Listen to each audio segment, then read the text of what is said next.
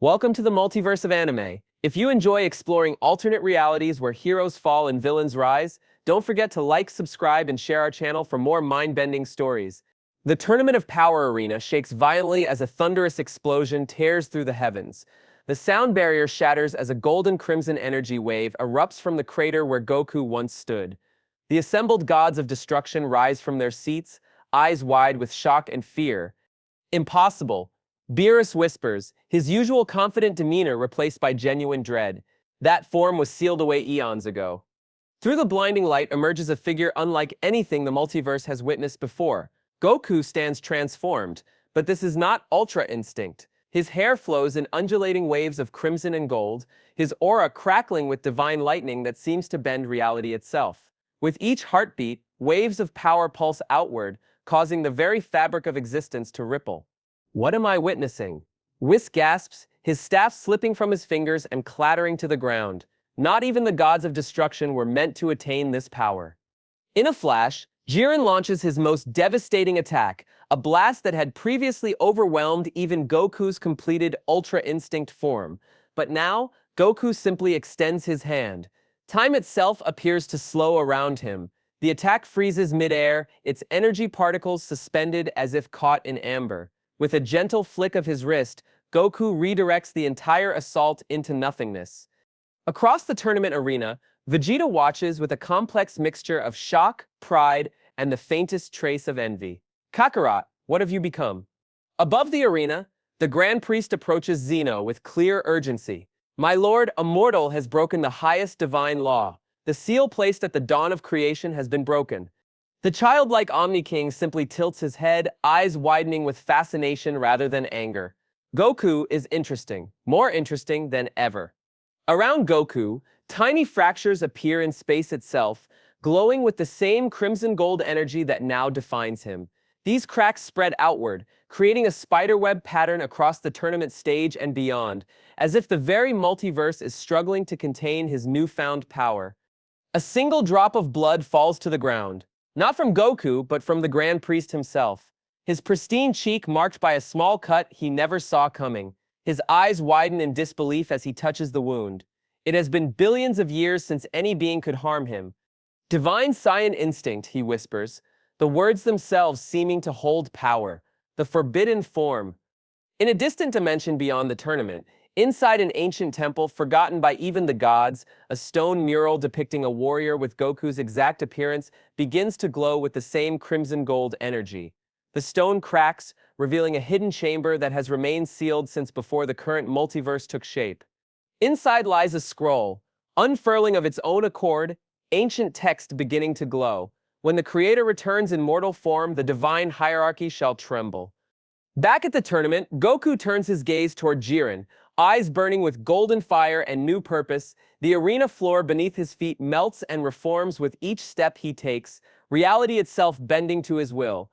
What if Goku had refused Ultra Instinct? A voice narrates from beyond. What if, in that crucial moment against Jiren, he had chosen a different path? Not the cool, emotionless perfection of the angels, but something more primal, more connected to his Saiyan heritage and his human heart?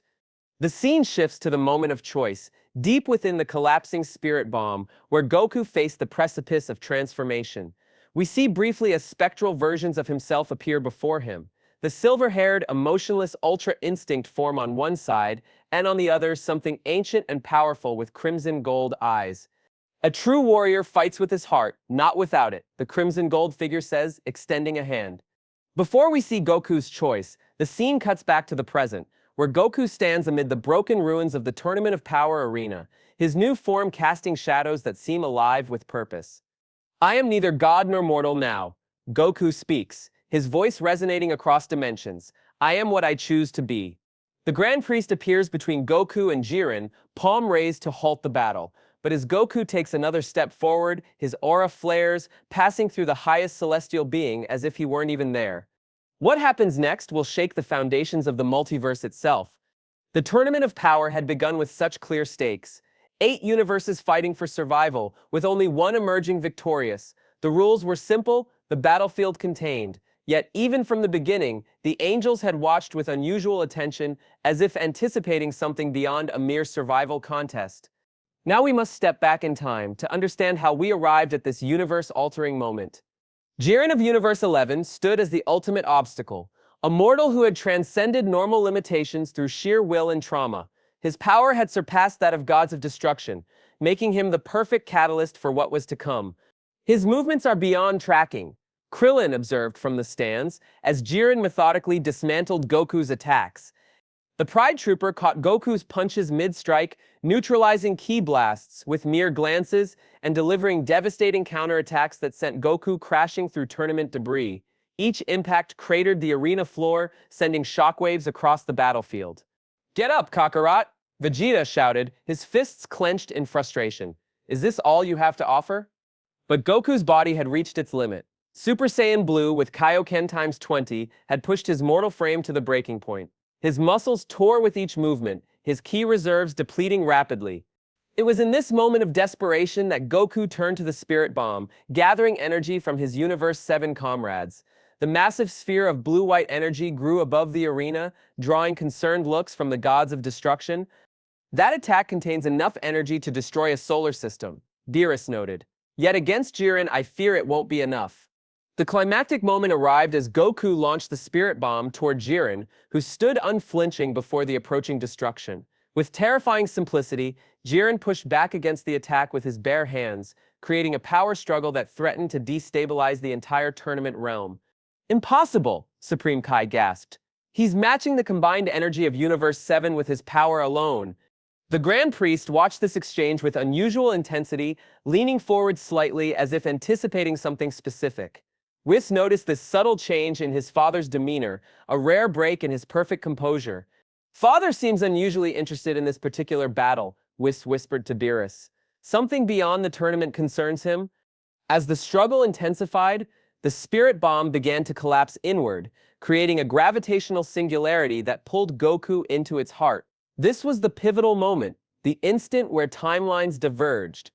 Deep within the imploding energy, Goku floated unconscious, his body broken. In the canonical timeline, this was where Ultra Instinct would awaken, the silver-haired form of perfect emotionless battle efficiency. But something different was happening in this reality.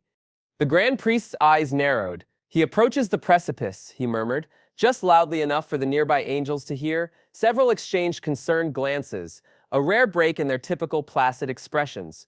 Across the multiverse, in a forgotten corner of Universe 10, an ancient Saiyan temple carved into a dead planet began to pulse with crimson gold light for the first time in millions of years.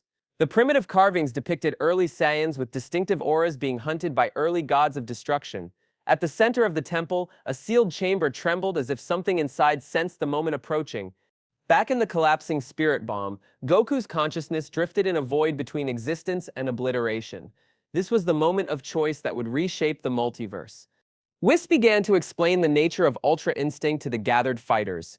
It is the state where thought and action become one, where the body moves without the burden of consciousness directing it. Even the gods of destruction struggle to master this technique. Beerus nodded grimly. "I've spent centuries attempting to perfect it, yet it remains elusive even to me." The Grand Priest continued his careful observation, fingers interlaced before him. "The mortal approaches the threshold of divine understanding," he said softly. "The question remains whether he will follow the path of angels or remember what came before." Vegeta watched the collapsing energy sphere with complex emotions churning within him. Always one step ahead, he thought bitterly. Yet this time, something feels different. This isn't just another transformation for you to master first, is it, Kakarot? Among the spectators, mysterious hooded figures appeared briefly at the edges of several universes' viewing areas, their presence going unnoticed in the chaos. Their eyes glowed with the same crimson gold energy that would soon emerge from the Spirit Bomb's collapse. "The cycle nears completion," one whispered before vanishing. Angels throughout the arena showed unusual interest, some even standing from their seated positions beside the gods of destruction. This behavior was unprecedented, drawing confused looks from their divine charges. "Whis, what is happening?" Beerus demanded. "Why are all angels so fixated on this particular moment?" Whis didn't answer, his attention wholly focused on the collapsing Spirit Bomb. "There is another path," he whispered. one that was sealed away at the dawn of the divine hierarchy. The Grand Priest spoke without turning his gaze from the unfolding event. The forbidden path that has been sealed for eons may be reopening. We must be prepared for all possibilities. As the spirit bomb collapsed completely, time itself seemed to slow around the arena. The moment of transformation approached, but which path would Goku choose? The cool, detached perfection of Ultra Instinct, or something older, more primal, connected to his Saiyan heritage and human heart? Zeno leaned forward on his throne, eyes widening with childlike wonder. Something special is happening, he declared, clapping his hands together. Something new. The gathered fighters held their breath as the spirit bomb imploded completely, leaving behind a perfect sphere of darkness where Goku had been. Silence fell across the arena, broken only by the faint sound of cracking reality as tiny fractures appeared in the air around the void. He stands at the crossroads, the Grand Priest announced formally, a choice that has not been offered to any mortal since the divine hierarchy was established. The void pulsed once, twice, then began to glow from within, not with the cool silver light of Ultra Instinct, but with a warm crimson gold radiance that caused several gods of destruction to rise to their feet in alarm. It can't be, Beerus breathed. That power was sealed away before I was even born. The Tournament of Power Arena trembled as the void expanded, then collapsed in upon itself with a thunderous implosion. Time resumed its normal flow as all eyes turned toward the crater where the spirit bomb had been. At its center stood Goku, but fundamentally changed. The fateful choice had been made. The divergence point had passed. The multiverse would never be the same. Section 3. The Fateful Choice 800 Words. Within the collapsing spirit bomb, Goku floated in a void between consciousness and oblivion. His physical body remained in the tournament arena, but his mind had transcended to a realm beyond normal perception. Here, in this liminal space, he encountered himself, or rather aspects of himself previously unknown. Before him stood two spectral figures. To his right, the silver-haired, silver-eyed form of Ultra Instinct, perfectly poised, emotionless, efficient. To his left, a form that seemed both ancient and new, with flowing hair streaked with crimson and gold, eyes burning with divine fire yet filled with unmistakable emotion. "Who are you?" Goku asked, his voice echoing strangely in the void. "We are you," they answered in unison, then looked at each other with expressions mirroring their natures, one impassive, one intense. The Ultra Instinct form spoke first, its voice calm and measured. "I am the path of perfect battle. I am action without thought, movement without hesitation. I am what the angels aspire to, what the gods of destruction respect. Choose me and you will never know defeat in battle again." Goku felt the pull of this offer, the allure of perfect fighting efficiency, but something troubled him about the emotionless eyes staring back at him. The crimson gold form stepped forward next. "I am what you were always meant to be. I am the fire of Saiyan passion tempered by human compassion. I am divine power with mortal understanding.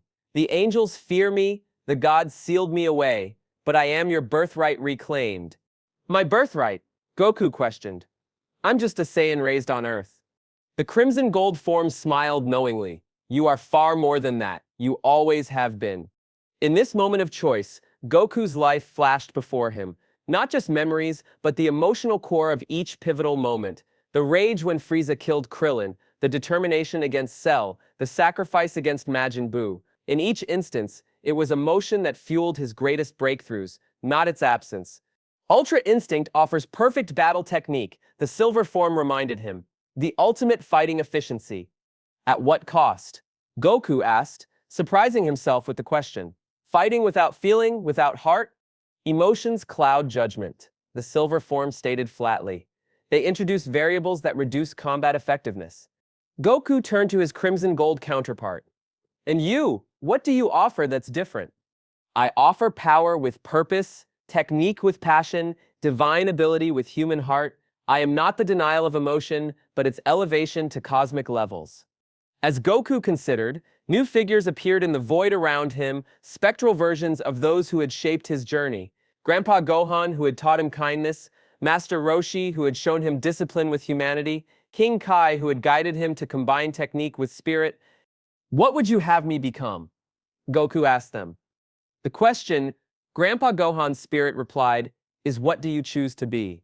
A vision appeared before Goku, himself mastering Ultra Instinct completely, moving with perfect precision, defeating every opponent with efficient, emotionless calculation.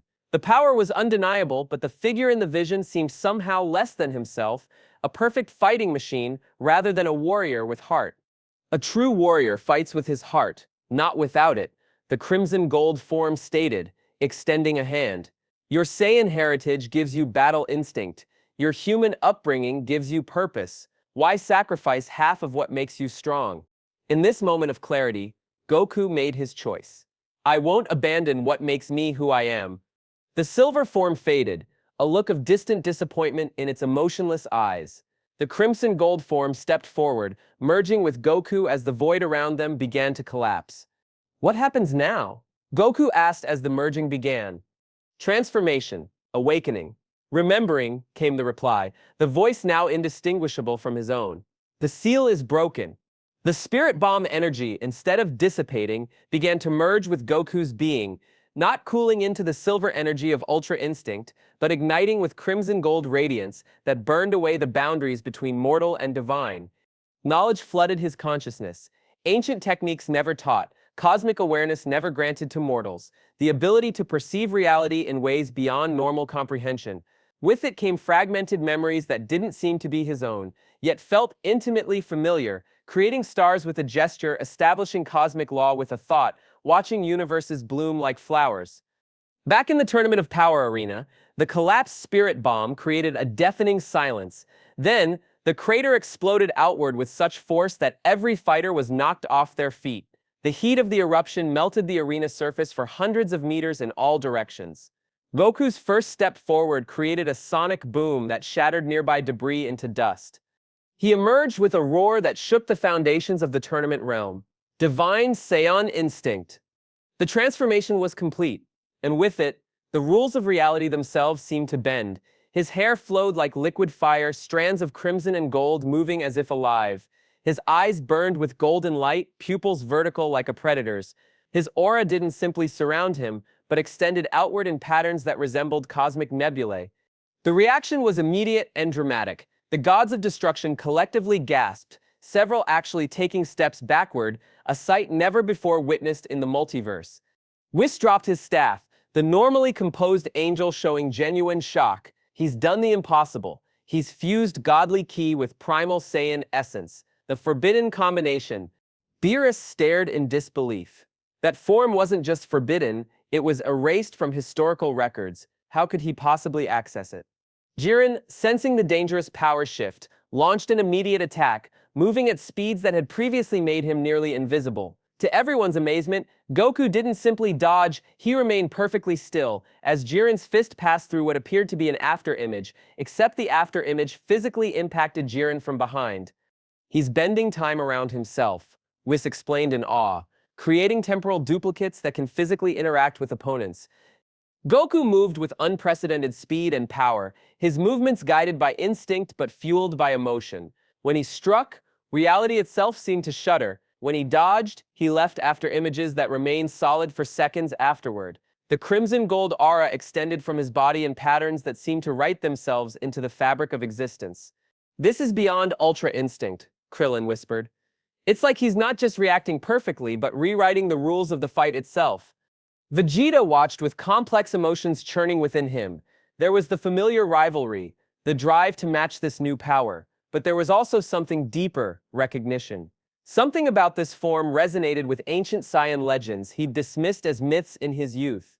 Cracks began to form in reality around the arena as Goku and Jiren exchanged blows, each impact sending shockwaves through dimensions beyond the physical. Beerus shouted warnings that went unheeded as the battle intensified. The multiverse cannot sustain this level of power unleashed so suddenly, he called out. He needs to control it before reality itself fractures.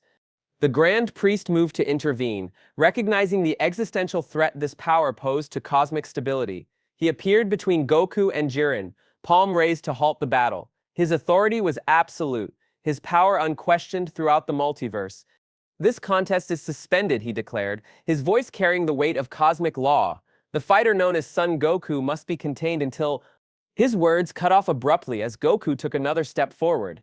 The crimson gold aura flared and passed through the Grand Priest as if he weren't even there. What happened next stunned every being present in the arena. A thin line appeared on the Grand Priest's cheek, and from it, a single drop of blood formed and fell. The highest celestial being, father of all angels, had been injured by the mere proximity of Goku's aura. The Grand Priest touched his cheek, eyes widening in disbelief as he stared at the blood on his fingertips. "Impossible," he whispered. The tournament arena began to collapse around them, reality struggling to contain the power Goku now wielded. The fighter himself seemed almost unaware of the cosmic significance of what had just occurred, his gaze fixed on Jiren with eyes burning with golden fire. "I understand now," Goku said, his voice resonating with harmonic overtones that caused the air itself to vibrate. "This was always meant to be." The Grand Priest backed away, actual fear showing in his eyes for the first time in cosmic history. "He remembers," he said quietly. "The seal on his memories is breaking." Zeno watched from his elevated position, not with alarm, but with childlike fascination. "Goku is becoming what he once was," the Omni King said cryptically. "How interesting." As Goku prepared to continue his battle with Jiren, the multiverse itself held its breath. The fateful choice had been made. Divine Saiyan instinct had awakened, and nothing would ever be the same again. Section 4. Immediate Aftermath, 1500 words. Chaos erupted across the Tournament of Power arena as the Grand Priest staggered backward, the impossible sight of his own blood sending shockwaves of panic through the divine hierarchy. Gods who had lived for millions of years without knowing fear now felt it acutely. The angels, normally impassive observers, displayed visible confusion and concern. Zeno rose from his chair, eyes glowing with dangerous curiosity rather than anger. His companion, future Zeno, mirrored his movements exactly. Goku broke something important. Present Zeno observed with childlike simplicity. "Something old." "Very old," future Zeno agreed. "From before us?" "From before everything," present Zeno replied cryptically. The angels from all universes converged around the arena as reality itself began to fluctuate. Solid matter became briefly translucent, gravity shifted direction unpredictably, and the very colors of objects seemed to flow into one another. Jiren, undeterred by these cosmic anomalies and recognizing the threat to universal order, attacked Goku with his full power. His pride trooper instincts demanded that such dangerous power be contained, regardless of the opponent. He launched himself at Goku, creating a shockwave that sent the Saiyan crashing through dimensional barriers.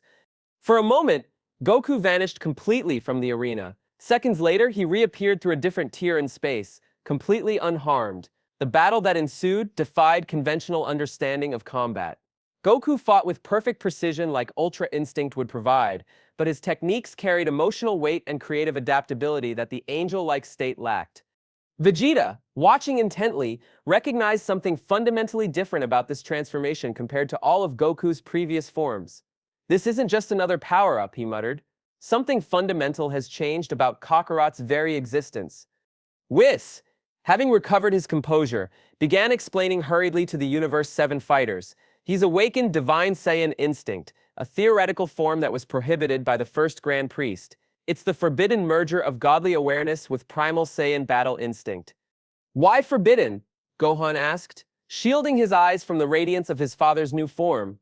Beerus answered grimly, "Because it reverses the established order. Gods of destruction like myself were specifically created to prevent mortals from reaching this state. It threatens the entire cosmic hierarchy." As the battle continued, Goku demonstrated abilities that should have been impossible for any mortal. He consciously controlled time dilation around his body, creating pockets where seconds passed differently. He manipulated gravity itself, causing Jiren to suddenly weigh thousands of times more, then nothing at all. Most remarkably, he appeared able to draw power directly from Jiren's attacks, absorbing and redirecting energy in ways that defied the laws of physics. "He's not just using these techniques," Whis observed with growing concern. "He's inventing them spontaneously, accessing knowledge that should be sealed away from mortal comprehension." Throughout the arena, rifts in reality began appearing as Goku and Jiren's battle intensified. Through these tiers, glimpses of other universes and even other timelines became briefly visible. In one, Frieza fought alongside Goku against Beerus. In another, planet Vegeta remained intact, populated by a peaceful Saiyan civilization. "The barriers between timelines are weakening," Whis explained, His power is affecting not just our reality, but all possible realities. The Grand Priest, recovering from the shock of his injury, created a massive barrier around the fight, attempting to contain the reality-warping effects. All universes, evacuate your fighters immediately, he commanded. The tournament is suspended until this situation is controlled. The other fighters scrambled toward the edges of the arena as reality itself became increasingly unstable. Entire sections of the tournament platform began to collapse into nothingness or transform into exotic matter with properties unknown to science. Jiren, despite his incredible power, found himself gradually overwhelmed. His precise, overwhelming attacks that had dominated the tournament now seemed predictable and limited compared to Goku's reality-bending abilities. For the first time, the Pride Trooper faced an opponent whose power operated on a fundamentally different level than his own. "Your strength is impressive," Goku acknowledged, his voice carrying harmonic overtones that seemed to resonate with reality itself. "But you've only mastered what exists within the rules. I'm remembering how to write those rules." Suddenly, mid-battle, Goku clutched his chest in pain. His new form flickered as his mortal body struggled to contain the divine power coursing through it. Blood vessels became visible beneath his skin, glowing with the same crimson gold energy as his aura. His mortal form can't sustain this level of power. Whis shouted to Beerus. It will either kill him or transform him into something beyond mortal comprehension. The Grand Priest nodded grimly. That is precisely why this form was forbidden. Mortals were never meant to access this level of cosmic power directly. Their physical forms cannot contain it. Vegeta, acting on instinct rather than reason, forced his way through the Grand Priest's barrier. The normally impenetrable divine construct shattered around him, not from his strength, but because reality itself had become malleable near Goku. "I won't let you face this alone, Kakarot," Vegeta shouted, charging toward his rival and friend. The angels converged, attempting to suppress Goku's power through their combined divine authority.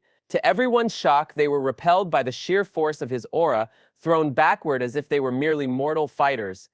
"Impossible," Whis breathed. "Not even the combined power of all angels should be repelled so easily." Goku's form stabilized temporarily as he exerted conscious control over the transformation. "I don't fully understand what's happening," he admitted to Vegeta, "but I'm remembering things I never knew, techniques I never learned, a life I never lived." "Focus, Kakarot," Vegeta urged. "Whatever this power is, you need to master it before it tears apart reality itself." The Universe 7 fighters watched helplessly as the battle between Goku and Jiren tore open portals to other dimensions. Through one such portal, the world of Void itself became visible, the empty dimension beyond the tournament arena, never meant to be breached. If those portals continue to expand, Whis warned, they could release energies sealed away since the beginning of time, entities that exist beyond our conceptual framework. The Grand Priest made a decision. With a gesture of unprecedented power, he froze time itself around Goku, trapping him in a single moment. "This cannot continue," he declared. "The tournament is ended. All universes will return to their realms while the divine hierarchy addresses this unprecedented situation." Even within the time stop, Goku's aura continued to pulse and grow. The temporal stasis would not hold him for long. The Grand Priest knew this, as did all the assembled divine beings. "Take him back to Universe 7, the Grand Priest instructed Whis. "Seal his power temporarily while we convene the highest celestial council. This matter transcends the authority of even the gods of destruction."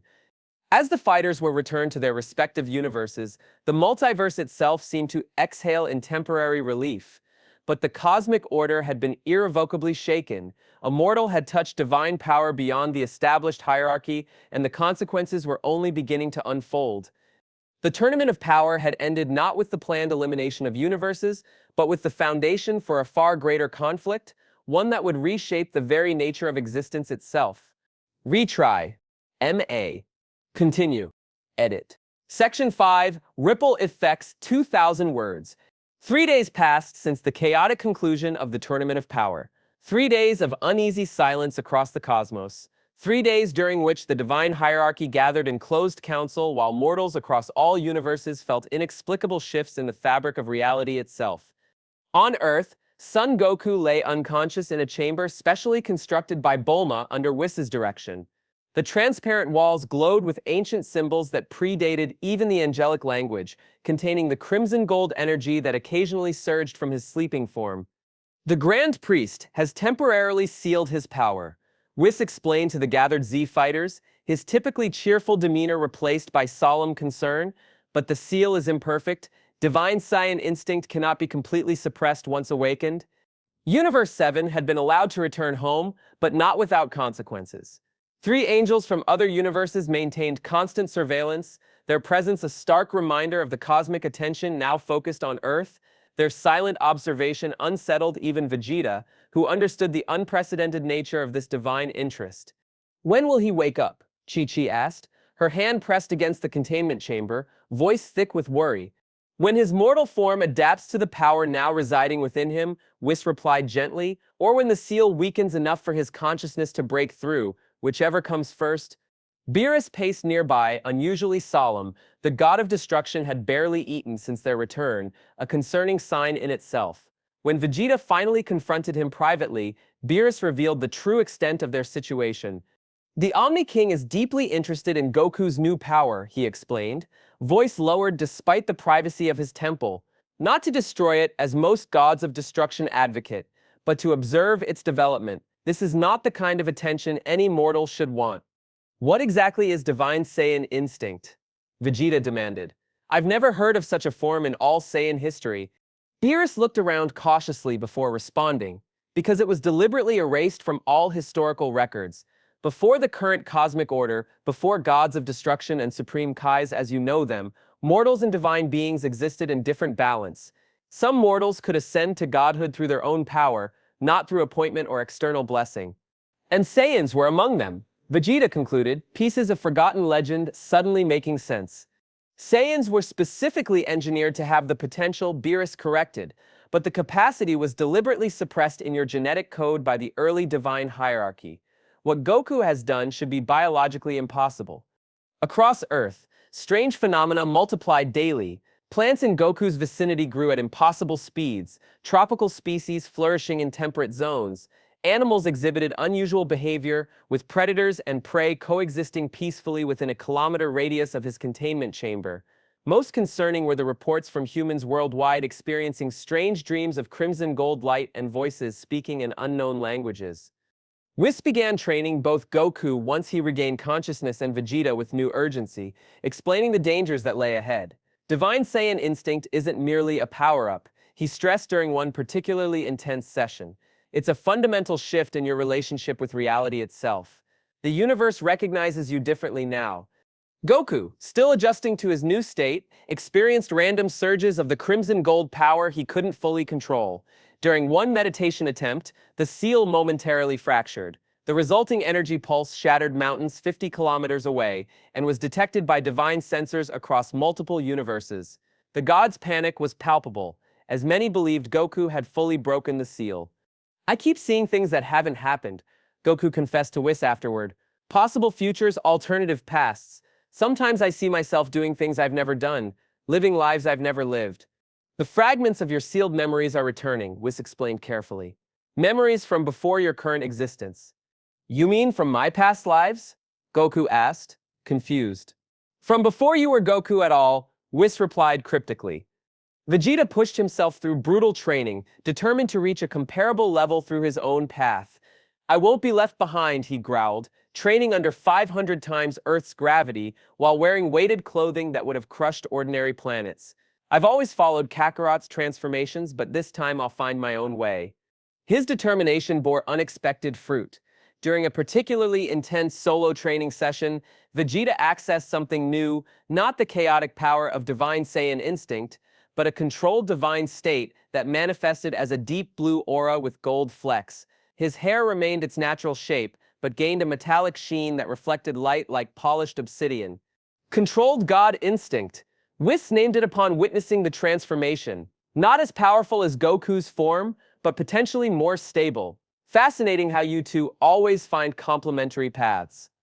A mysterious figure appeared at Capsule Corp one evening, shrouded in robes that seemed to absorb light rather than reflect it.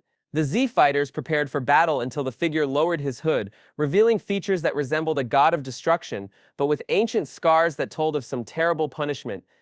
"I was once the god of destruction of Universe 13, the figure revealed. before it was erased from history for harboring those with divine Saiyan instinct. I alone was preserved as a warning to others, stripped of most of my power and tasked with hunting down any who might rediscover the forbidden technique. Then why come to us? Piccolo asked suspiciously. Because for the first time in millions of years, I have hoped that the truth might finally emerge, the fallen god answered. I've come to help Goku control his awakening power and to warn him of what the divine hierarchy will do to prevent his full emergence. Meanwhile, Supreme Kai embarked on a desperate quest, traveling between universes to gather information about the Super Dragon Balls. The gods fear what they cannot control, he explained to Elder Kai, and Goku has become uncontrollable. Our only hope may be to find a wish that can protect him from divine retribution while he masters this new power. Beyond Earth, ripples from Goku's transformation spread across the cosmos. On Sadala in Universe 6, Kaba and the other Saiyans reported strange dreams of their species' forgotten history. On Namek, the Dragon Balls pulsed with new energy, temporarily granting wishes beyond their created parameters. Even in the depths of space, stars shifted slightly in their cosmic dance, forming new patterns that ancient astronomers would have recognized as omens. Bulma's instruments detected unusual energy signatures approaching Earth, multiple divine beings converging from different directions. They're coming for Goku, she warned the others. At least 7 distinct energy signatures with divine resonance. Universe 11's God of Destruction arrived unannounced at Beerus's temple, bypassing even Whis' awareness, a feat that should have been impossible. A council is forming among the divine hierarchy, he warned his fellow destroyer. Half want to eliminate the Saiyan immediately, arguing that the risk to cosmic stability is too great. The others wish to study him, believing his emergence was predestined and cannot be prevented. Neither faction has his survival as their primary concern. As Goku meditated, trying to control the unstable power within him, he discovered an unexpected ability. He could perceive conversations between angels across vast distances. In one such eavesdropped exchange, he heard Whis defending him against accusations from other angelic beings. The seal on his memories is breaking faster than anticipated, one angel said, voice tinged with fear despite their supposed emotional detachment. If he remembers who he truly is, everything we have built over eons will collapse. Perhaps it should, Whis replied with surprising defiance. The original balance had merits our current system lacks. This exchange raised questions. Goku couldn't ignore. Who did the angels believe he truly was? What memories remained sealed away? And why had Whis, usually loyal to the cosmic hierarchy, chosen to defend him? During a particularly intense training session with Whis, Vegeta made a shocking discovery while in his controlled god instinct form. His enhanced senses detected ancient energy signatures embedded in the Saiyan DNA itself, deliberate suppressions placed there by divine decree. Our entire species was engineered, he realized with growing anger, created with the potential for divine Saiyan instinct, then deliberately crippled to prevent us from reaching it. More accurately, Whis corrected carefully. Your species was created specifically as potential vessels for divine power. The suppressions came later, after the cosmic restructuring. This revelation sent Vegeta searching through ancient Saiyan texts preserved in Bulma's collection, where he discovered fragments of legends that suddenly made sense. References to Crimson Gold warriors who could challenge Starbreakers were not poetic exaggerations, but historical accounts deliberately obscured over generations. Across Earth, strange phenomena multiplied. Gravity fluctuated without warning in various locations. Time moved inconsistently, with moments of acceleration and deceleration experienced worldwide. The barrier between dimensions weakened, causing ghostly images from parallel worlds to briefly materialize before confused witnesses. Gohan, Piccolo, and the other Z fighters began specialized training, preparing for what they all sensed was coming. Even Mr. Satan, recognizing the gravity of the situation from the unusual celestial activity visible in Earth's skies, rallied Earth's martial artists to prepare for potential conflict. I don't understand everything that's happening, he admitted to reporters, but when Son Goku is at the center of it, you can bet the fate of the world is at stake. During a rare moment of consciousness, Goku had a vision that shook him to his core. He saw himself not as a Saiyan raised on Earth, but as something far older and more powerful, a being of pure light that existed before the current multiverse. In the vision, this primordial entity divided itself, creating the first gods and establishing the original cosmic order. I was the first, he whispered as he awakened from the vision, the containment chamber cracking around him. Before Zeno, before the Grand Priest, I was the beginning. Whis, who had been monitoring him, neither confirmed nor denied this revelation. His silence spoke volumes. As cosmic tension built toward inevitable confrontation, the Grand Priest summoned all gods of destruction and their angels to a divine council that would decide Goku's fate. The summons bypassed normal protocols, resonating directly through the divine hierarchy with unquestionable authority. The situation has reached a critical point, the message concluded. The mortal known as Son Goku must be addressed before full emergence occurs. The cosmic order itself depends on unanimous action. Beerus prepared to depart, his expression grave as he addressed Vegeta. I have protected Universe 7 as best I could, but this transcends my authority. Whatever happens at this council will reshape the multiverse. Be prepared for any outcome. As Beerus and Whis departed, the ripple effects of Goku's transformation continued to spread, touching every corner of existence. The multiverse held its breath, awaiting the decision that would either preserve the current cosmic order or herald the birth of something entirely new. The stage was set for a confrontation that would shake the foundations of reality itself. Section 6. Enemies and Allies. 1500 words. The Divine Council convened in a realm beyond conventional space and time, a celestial forum where reality bent to the collective will of its participants. Here, where the fundamental laws of physics were mere suggestions, the highest powers of the multiverse gathered to decide Goku's fate. The atmosphere crackled with tension as gods of destruction from all 12 universes took their places, each accompanied by their respective angel attendants. Supreme Kais positioned themselves opposite their destructive counterparts, maintaining the cosmic balance even in this extraordinary session. At the center stood Son Goku, summoned directly from Earth despite Beerus's protests. The seal containing his power remained visible as a network of glowing symbols wrapped around his form like luminous chains. Even restricted, his crimson gold aura pulsed visibly, causing ripples in the fabric of the divine realm itself. The Grand Priest presided from an elevated position, his usually serene expression now firmly neutral. This council is convened to address the unprecedented emergence of divine Saiyan instinct in a mortal vessel. The charges are grave: violation of cosmic law, attainment of forbidden power, disruption of divine hierarchy. The realm itself responded to these accusations, the environment shifting to display images of the Tournament of Power, the moment of transformation, and the resultant chaos across multiple dimensions. To everyone's surprise, Beerus stepped forward in Goku's defense. The evolution of mortals cannot and should not be prevented, he argued, his voice reverberating with unusual conviction. It is the natural order that we gods of destruction are meant to guide, not suppress. We prune the cosmic tree, we do not stunt its growth entirely. Murmurs spread through the assembled gods at this unexpected stance from the typically self-serving destroyer. Several looked prepared to object when another unexpected defender emerged. Jiren of Universe 11 arrived with the Pride Troopers, their entrance causing a stir among the Divine Assembly. For mortals to appear uninvited at a celestial council was unprecedented, bordering on sacrilege. We stand with Son Goku, Jiren announced, his voice carrying the same unshakable conviction that had made him the strongest mortal in the multiverse. His strength was earned, not stolen. His emergence represents justice in its purest form, the breaking of artificial limitations imposed without consent. The realm darkened momentarily as several gods of destruction rose in anger at this mortal intrusion.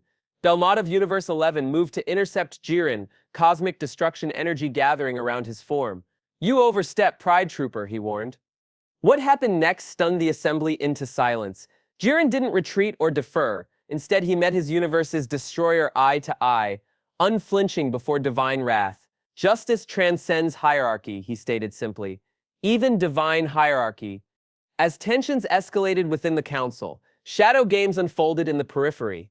Frieza, having been resurrected following the Tournament of Power, found himself approached by agents of several gods of destruction who opposed Goku's continued existence.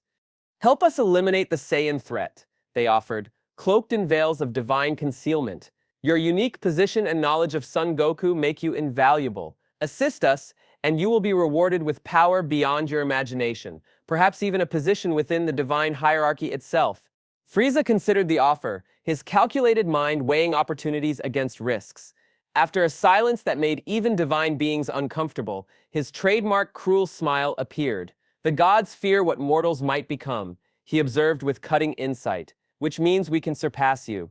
Rather than accepting their offer, Frieza made contact with Goku through means that bypassed even angelic surveillance.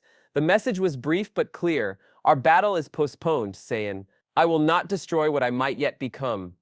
This unlikely alliance was but one of many forming across the multiverse. On planet Sadala, Kaba rallied Universe 6 Saiyans under Vegeta's guidance. Our forgotten heritage calls to us, he told the assembled warriors. We stand with Universe 7 not out of obligation but blood kinship. Meanwhile, Hit offered his services to Goku, not as an assassin but as a mentor. Your time manipulation abilities are instinctive, the legendary Hitman observed. I can teach you control and precision. Back at the Divine Council, deliberations deteriorated into faction formation. Gods of destruction, who had existed during the previous cosmic age, recognized the signs of inevitable change and sought to position themselves favorably. Younger gods, knowing only the current hierarchy, feared the unknown and pushed for immediate suppression. The council erupted into chaos when several gods of destruction, led by the twins Rumush and Quitella, attempted to eliminate Goku on the spot. They simultaneously unleashed Hakai energy, the purple light of destruction converging on Goku from multiple directions. What followed was a battle unlike any witnessed in cosmic history. Vegeta, having been brought to the council as a witness, broke free of his restraints and formed a protective barrier around Goku using his controlled god instinct. Jiren and the Pride Troopers created defensive formations, deflecting destruction energy using their mastery of ki manipulation. Most surprisingly, Frieza appeared through a rift in dimensional barriers, his form radiating a new platinum-white energy that seemed capable of temporarily nullifying divine power. Consider this an investment in my future, he explained with characteristic smugness as he redirected a Hawkeye blast back toward its originator. The battle transcended conventional combat, with reality itself becoming a weapon. Gods of destruction warped space and time, erased matter from existence, and invoked ancient forbidden techniques. Their opponents, a coalition of mortals with newly awakened powers, countered with adaptability and unexpected synergy. Champa and Beerus found themselves fighting side by side for the first time since their childhood, protecting their respective universes from overzealous enforcement of cosmic law. Their twin destruction energies, when combined, created a resonance that temporarily stabilized the fluctuating divine realm. Brother, Champa shouted over the chaos, when did we become defenders rather than destroyers? When destruction itself no longer served balance. Beerus replied, a new understanding evident in his eyes. As the conflict reached its apex, the Grand Priest rose above the chaos, his power manifesting as absolute stillness in the center of cosmic turmoil. His voice resonated with authority that instantly stilled the battle, combatants freezing in place, not by choice but by fundamental compulsion. The Divine Assembly fell silent as the Grand Priest descended to address them directly. There is something you all must know about Divine Saiyan instinct, he announced. Knowledge that has been restricted to the highest echelons of the cosmic hierarchy since the dawn of the current age. The Grand Priest gestured, and the environment around them transformed, displaying images from a time before recorded history. Early Saiyans with Divine Saiyan instinct fought alongside celestial beings against shadowy entities that defied description. The multiverse itself looked different. More fluid, less structured, with boundaries between dimensions appearing permeable rather than fixed. Eons ago, before the current cosmic order, mortals wielded this power freely, the Grand Priest explained. They were not separate from gods but equal partners in creation and preservation. The Saiyans were specifically engineered as vessels capable of housing divine essence while maintaining mortal perspective, a bridge between realms. Shocking images appeared around them, showing ancient Saiyans with the divine instinct form fighting alongside celestial beings against some ancient unnamed threat that appeared to consume entire galaxies. The separation of divine and mortal was not natural but imposed, the Grand Priest admitted, his words causing visible shock among the younger gods. It was implemented for the stability of the multiverse, we claimed. But the truth is more complex. The revelation sent shockwaves through the Divine Council. Gods and angels exchanged troubled glances, their certainty in cosmic hierarchy suddenly undermined by historical truth. At this pivotal moment, Zeno appeared, materializing between Goku and his accusers. The diminutive Omni King studied Goku with unusual intensity, his childlike appearance belying the ancient awareness behind his eyes. I have decided, Zeno announced. his voice carrying supreme authority despite its childlike timbre. "We will have a new tournament." The assembled beings waited anxiously for elaboration, cosmic balance hanging on his next words. "Not for survival," Zeno continued, "but to test if mortals are ready for divine power once again." With a wave of his hand, Zeno created a massive interdimensional arena that drew power from all 12 universes, a structure far more complex than the Tournament of Power platform. All will participate, gods, angels, and mortals together. The outcome will determine the new cosmic order. With this proclamation, the Divine Council disbanded, leaving the multiverse in an unprecedented state of flux. The battle lines had been drawn in unexpected ways, with former enemies now allies, and supposedly benevolent guides revealed as potential oppressors. As Goku returned to Earth with his unlikely defenders, one thing became clear: the upcoming Divine Tournament would be unlike anything the multiverse had ever witnessed. The very nature of existence hung in the balance. Retry. MEA. Continue. Edit. Section 7. The Gathering Storm. 2 weeks remained before Zeno's Divine Tournament. A countdown felt across every corner of the multiverse. Preparations occurred on scales both cosmic and intimate, as fighters of all kinds readied themselves for an event that would reshape reality itself. On Earth, Goku worked tirelessly with Whis to stabilize his new form. The training occurred in a pocket dimension specially created to contain the reality-warping effects of Divine Saiyan instinct. Each session began with meditation and ended with Goku struggling to maintain his physical form as divine energy threatened to transform him completely. "Your challenge is unique," Whis explained during a rare break. "Most beings struggle to access divine power. You must learn to limit it instead." "It feels like trying to contain an ocean in a teacup," Goku admitted, examining his hands as crimson gold energy coursed just beneath the skin. "The power wants to change me, to complete some transformation I don't fully understand." "Because it remembers what you once were," Whis replied cryptically, "and what you may become again." In the gravity chamber at Capsule Corp, Vegeta pushed his controlled god instinct to new limits. Unlike Goku's explosive power, Vegeta's divine form focused on precision and efficiency, allowing him to create localized fields where he controlled the fundamental forces of nature. "Your approach perfectly mirrors your fighting philosophy," Bulma observed while monitoring his training. "Goku's power floods outward, affecting everything around him. Yours turns inward, creating a perfect defense before striking with absolute precision." "Kakarot and I have always walked different paths to the same destination," Vegeta acknowledged. "This time will be no different."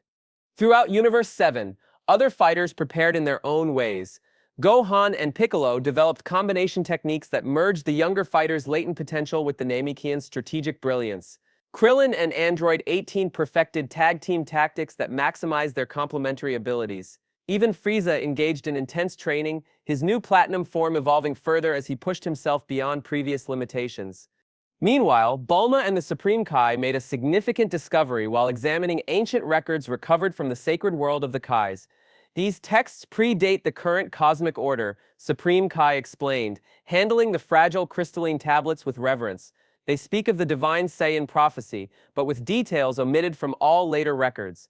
"What does it say?" Bulma asked, adjusting her instruments to scan the alien script. "The Crimson Gold Warrior shall remake the heavens," Supreme Kai translated, "not through destruction but remembrance. What was sundered shall be rejoined, what was forgotten shall be recalled. The circle shall complete itself, and the eldest shall recognize his reflection in the youngest." Across dimensions, in Beerus's temple, the former god of destruction from Universe 13 revealed crucial information to Goku during a supervised training session. "Divine Saiyan instinct isn't merely a transformation," the fallen deity explained.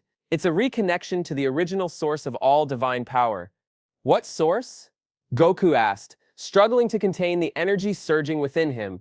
"Before creation as we understand it, there was a singular consciousness that divided itself to experience existence from multiple perspectives," the former god explained. "The gods, the mortals, all life, all fragments of that original being. Divine Saiyan instinct is the pathway back to that unified state." On the eve of an intensive training session designed to strengthen Goku's mortal body, Supreme Kai and Elder Kai performed an elaborate ritual. Drawing power from sacred artifacts preserved since the dawn of the current cosmic age, they reinforced Goku's physical form to better contain the divine essence threatening to overwhelm it. "Your earthling upbringing may have been the perfect preparation for this power," Elder Kai mused as they completed the ritual. It taught you restraint and compassion most Saiyans lacked. Without those qualities, this power would have consumed you instantly. The cosmic scope of the coming tournament became apparent when intelligence reached Earth about universal preparations. Universe 11's Pride Troopers developed new formation attacks specifically designed for divine opponents. Universe 6 Saiyans underwent intensive training under Champa's reluctant supervision. Even Universe 4, known for deception rather than direct combat, reported training their fighters in techniques to counter divine perception. Most concerning were reports that several gods of destruction had commissioned the temporary resurrection of legendary villains to serve as champions in the tournament. Cell, Kid Buu, and other infamous destroyers were being brought back under strict controls, their powers enhanced to serve the gods' purposes. This resurrection ceremony, conducted in a neutral dimension under the Grand Priest's supervision, went catastrophically wrong. As divine energy flowed into Cell's regenerating form, something unexpected occurred. The bio-android's perfect cellular structure absorbed and adapted to the divine essence in ways its creators hadn't anticipated. "The perfection you seek is within my grasp," Cell declared as his form evolved, divine power reformatting his very existence.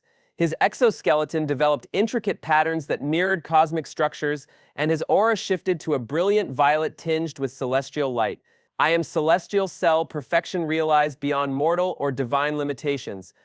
Breaking free from the control mechanisms established by the gods, this new entity escaped into the void between universes, taking with him knowledge of both the coming tournament and the cosmic upheaval underway. Reports soon emerged of other resurrected villains joining him, forming a third faction beyond the established divine hierarchy or the emerging coalition around Goku.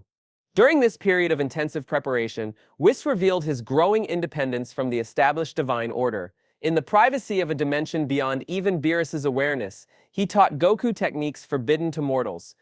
"I am breaking my oath by teaching you these," the angel admitted as he demonstrated how to manipulate fundamental cosmic forces. "But I believe this is the path toward greater balance in the multiverse." "Why risk your position?" Goku asked, genuinely confused by the angel's apparent betrayal of his duties. Whis studied him thoughtfully before answering. "Because some of us remember what came before and believe that the current order, while stable, is fundamentally flawed. Divine beings without mortal perspective become stagnant. Mortals without divine understanding remain limited. Neither fulfills the purpose for which consciousness was created." Beerus, too, showed unexpected depth during this critical period. Taking Vegeta aside for a private conversation, he revealed aspects of cosmic history never before shared with mortals. "Gods of destruction were once mortals who came too close to divinity," he explained, showing Vegeta a vision of his own past as a warrior from a long-extinct race. "I was not so different from you once, ambitious, proud, determined to surpass every limitation." What happened? Vegeta asked, momentarily seeing past the god to the warrior he had once been.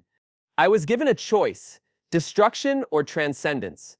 I chose what seemed the path to greater power." A rare look of introspection crossed Beerus's features. "I sometimes wonder if I chose correctly." As the tournament drew nearer, the Grand Priest constructed the Divine Arena, an independent dimension where gods could use their full power without threatening the fundamental stability of the multiverse. Unlike the relatively simple Tournament of Power platform, this structure existed simultaneously in multiple planes of reality, requiring participants to navigate between dimensions during combat. The design ensures that power alone will not determine victory. The Grand Priest explained during a briefing attended by representatives from all universes. Strategic understanding of cosmic principles will be equally important. Throughout this period, Goku experienced increasingly vivid visions of possible futures and fragmented memories of a divine past. He saw countless timelines branching from the coming tournament, some leading to new golden ages of cooperation between mortals and gods, others to destruction so complete that even Zeno's power couldn't reverse it. More troubling were the memories, creating stars with casual gestures, establishing cosmic law with mere thoughts, watching universes bloom like flowers from seeds of pure potential. These recollections felt intimately familiar, yet belonged to a being far beyond his current self-conception. During a rare moment, when the constant training paused, Earth's defenders gathered to coordinate their strategy should Goku fail. "We face powers beyond conventional understanding," Piccolo warned. "If Goku falls, we must be prepared to protect Earth through other means." "I've been developing technology based on divine energy patterns," Bulma revealed, displaying schematics for devices designed to create dimensional barriers. Not enough to stop a determined god, but perhaps enough to buy time for evacuation to another reality. The mysterious disappearance of several divine beings who had openly opposed the tournament added to the growing tension. Three gods of destruction from lower-numbered universes vanished without explanation, their angels refusing comment when questioned by the Grand Priest himself. As final preparations were made, Vegeta discovered evidence that confirmed his growing suspicions about Saiyan origins. Hidden within genetic markers activated by his controlled god instinct, he found artificial sequences that could only have been engineered by divine beings. "We were created as potential vessels for divine power," he told Goku during a rare joint training session. "Our entire evolutionary history was guided toward this moment, then deliberately sabotaged when we grew too powerful." The eve of the tournament arrived with cosmic omens visible even to ordinary humans. Auroras appeared worldwide regardless of latitude, pulsing with colors never before seen in Earth's skies. Tides behaved erratically, responding to gravitational forces beyond the moon's influence. Animals fell silent, sensing fundamental shifts in reality itself. It was at this moment of maximum tension that Zeno summoned Goku privately, bypassing even the Grand Priest's authority. The other fighters watched anxiously as Goku entered the Omni King's personal dimension. Hours passed with no word of what transpired within. When Goku finally emerged, his expression was unreadable, containing equal measures of shock, understanding, and determination. Behind him, to everyone's astonishment, Zeno knelt in a gesture of respect never before witnessed from the highest being in the cosmos. "I've waited eons for your return, my creator," the Omni King said, his childlike voice carrying undertones of ancient recognition. The gathered fighters fell absolutely silent as the implications of this statement registered. From the shadows, the Grand Priest watched with barely concealed horror, as Zeno revealed the truth they had hidden for countless eons, that Goku's soul was the reincarnation of the original divine being who created the hierarchy of gods before being overthrown and stripped of memory. The storm had gathered, the tournament would begin, and nothing in the multiverse would ever be the same. Section 8. The Ultimate Confrontation, 2500. The Divine Tournament began not with a celebration, but with a revelation that sent shockwaves across reality itself. Zeno's recognition of Goku as creator transformed what was to be a test of mortal readiness into something far more significant, a potential power shift at the very peak of cosmic hierarchy. The Grand Priest, recovering quickly from the shocking disclosure, addressed the assembled participants from all 12 universes. Regardless of past identities, he announced, his voice carrying undiminished authority, Son Goku in his current incarnation represents an existential threat to cosmic order and stability. The tournament proceeds as planned, with one modification: he is now designated as the primary target. With this declaration, half the gods of destruction immediately moved against Goku, while others held back, uncertain which side represented the true path of cosmic balance. The arena itself, responding to this division, split into multiple dimensional planes, forcing fighters to battle across different realities simultaneously. Goku, still processing the implications of his apparent divine origin, found himself immediately on the defensive. His divine Saiyan instinct form activated automatically in response to the threat, crimson gold energy erupting around him with such force that it created a localized dimensional fracture. "I don't fully understand what I supposedly was," he shouted to the approaching destroyers, "but I know who I am now, Son Goku of Earth." The battle that erupted transcended conventional understanding of combat.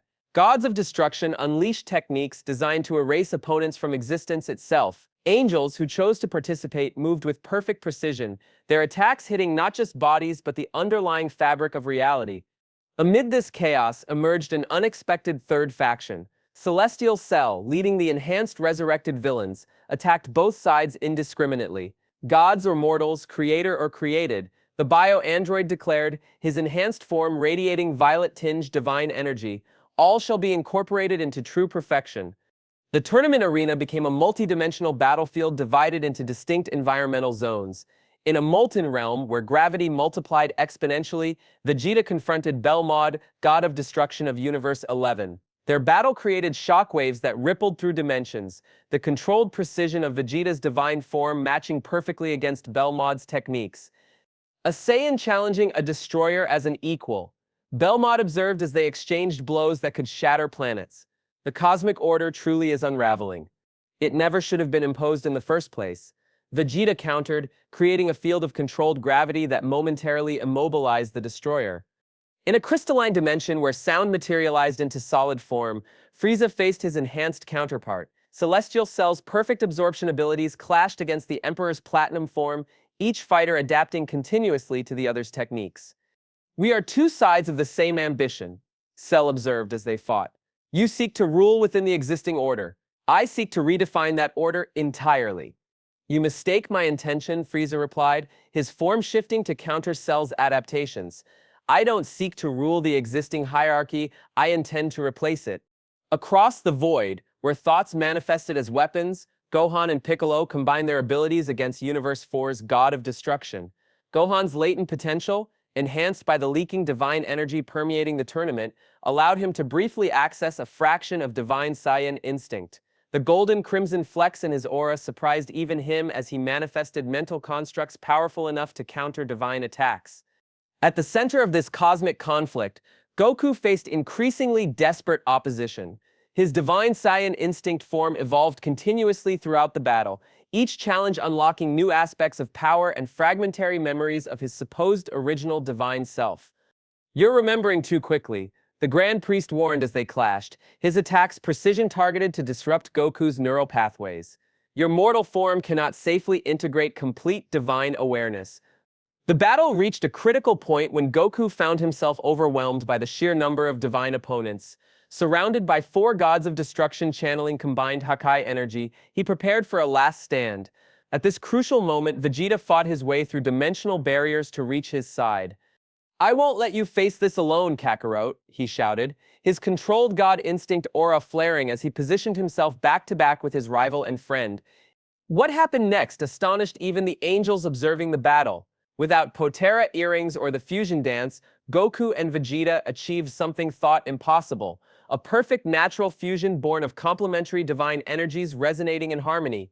Gogeta Divine Saiyan Sovereign, the fused being announced, his voice reverberating across dimensions. His aura combined Goku's expansive crimson gold energy with Vegeta's controlled blue precision, creating a divine presence that caused angels to retreat several steps.